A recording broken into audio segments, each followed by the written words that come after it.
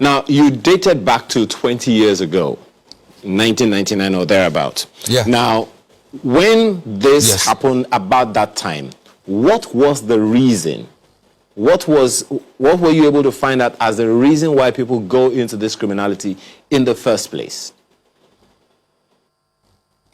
As it were then, I remembered even when it happened then, they called them bandits. And the first commander then, General Temlong retired, said, no, these are not bandits, these are enemies of the land. People using weapons against us, people killing people, slaughtering people, and then it was not defined as it is now because people, sometimes they were nonchalant about it. They were even collecting levies. So the reason then, what is the reason for banditry as it is now? If you now take banditry as a definition, it is the same thing. So that was what they were looked at, bandits and criminals who are not ready to do anything reasonable. That was the reason, and then we were to take them out, and then the whole thing started then as it were. So there was no, as it were, then it was not defined that it was an ideology. They didn't come up with any ideology as it were, then it was criminality, and it was handled as criminality.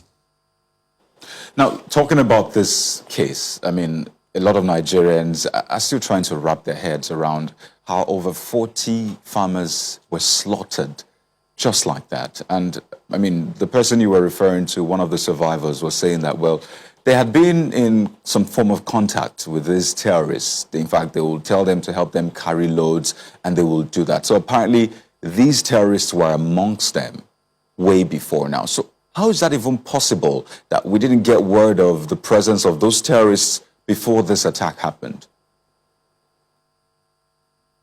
Okay, now, you see, I'm happy that you have identified this because that has been our worry. It's a concern to us. For instance, just like they were among them, like he said, we believe strongly, but you need to be led, you need a guide, you need information. Would they tell us? That's a question that, you know, we have to ask. Yes, sometimes and most times no. And that was one of the issues that we had been trying to ensure that we overcome with civil-military cooperation activities, reaching out to them, even sending people, you know, by proxy to talk to them. Those are the things that, you know, has been one of the bane of the success, final success in this, in the whole of this operation. Now look at another situation.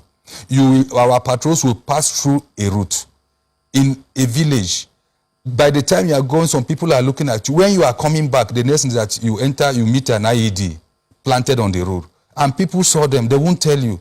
So that is the area that I think we are all working together, like I said, the stakeholders. So you are very right in that. And it's not possible to force information out of people. It's not possible at all. Just like they will say you force the horse to the river but not to drink water. So all we are doing is to ensure that we, you know, bring up their confidence in the system and then encourage them that, look, this thing is not good for you. Now, they did not expect that this will happen. Even those ones that they deceive that they are preaching to them. And that has been one of the things. So, but gradually, we believe from the moves made by all stakeholders that we are going to overcome that. And then finally, it will just become normal criminality that can be handled easily. So you're saying prior to this time, the villagers had been sort of conniving with the terrorists, even giving them information about Nigerian military's movement. Is that what has been happening prior to this time? I didn't say that, and I'm not saying that. The villagers won't do that. In every society, we have a divide, as it is now, we have a divided, I will call it, in a population. You have criminals here. That one is normal and natural. If you now generalize it and say the whole villagers, that means it's not a true assertion, it's not a true situation on the ground.